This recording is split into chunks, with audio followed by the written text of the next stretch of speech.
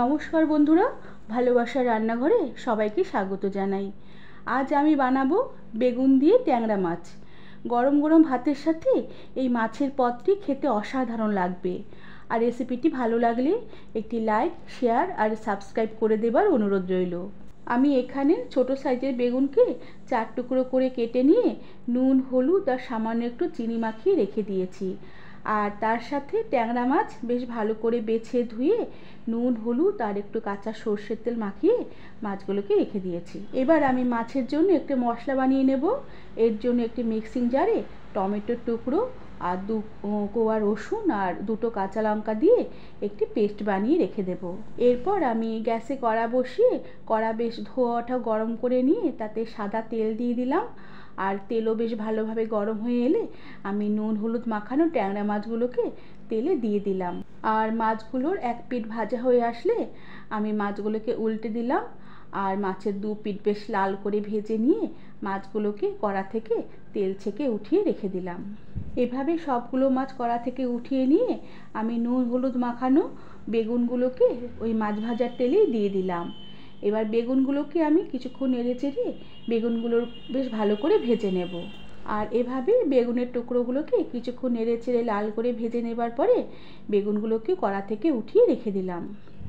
এবার আমি ওই কড়ার তেলেই কালো জিরে ফোড়ন দিলাম। আর কালো জিরে ফোড়নের খুব সুন্দর গন্ধ বেরোলে আমি বেটে রাখা মশলাটা ফোড়নে ঢেলে দিলাম। আর তার সাথে মশলার বাটি ধোয়া সামান্য একটু জল দিয়ে দিলাম। আর সাথে সামান্য একটু ধনের গুঁড়ো দিলাম। আর সামান্য একটু ভালো কালারের জন্য কাশ্মীরি লঙ্কার গুঁড়ো দিয়ে দিলাম। সাথে পরিমাণ মতো নুন দিলাম আর একটু হলুদ গুঁড়ো দিয়ে দিলাম। এবার মশলাটাকে আমি কিছুক্ষণ নেড়ে চেড়ে কষিয়ে নেব। এভাবে মশলাটাকে কিছুক্ষণ নেড়ে চেড়ে ভাজা ভাজা করে নেবার পরে আমি মশলায় আবারও খানিকটা জল দিয়ে দিলাম। এরপর মশলাটাকে আমি আবারও বেশ ভালোভাবে কষিয়ে নেব যতক্ষণ না মশলার জল শুকিয়ে তেল বেশ ভেসে ওঠে। প্রায় মিনিট 2 মতন মশলা কষিয়ে নেবার পরে মশলার তেল ছেড়ে এসেছে। এবার আমি ঝোলের জন্য সামান্য একটু জল দিয়ে দিলাম।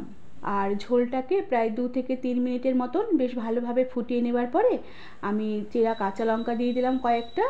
আর তার সাথে ভেজে রাখা বেগুন আর মাছ একসাথে ঝোলে দিয়ে দিলাম। এবার গ্যাসের আঁচ কম করে দেব আর ঢাকা দিয়ে রেখে আমি মাছের ঝোল 4 থেকে 5 মিনিটের মতন ফুটতে দেব। কেননা বেগুন ভাজতে ভাজতেই বেশ নরম হয়ে গেছে, কিন্তু ট্যাংরা মাছ নরম হতে একটু সময় লাগবে। 4-5 মিনিট এভাবে ফুটিয়ে নেবার পরে ঢাকনা খুলে দিলাম। মাছের ঝোল বেশ অনেকটাই শুকিয়ে এসেছে। আর আমি ঝোলটাকে শুকোবো না। আর মাছ বেগুন খুব ভালো নরম হয়ে গেছে। আর মাছের ঝোল থেকে খুব সুন্দর একটা গন্ধ বেরোচ্ছে।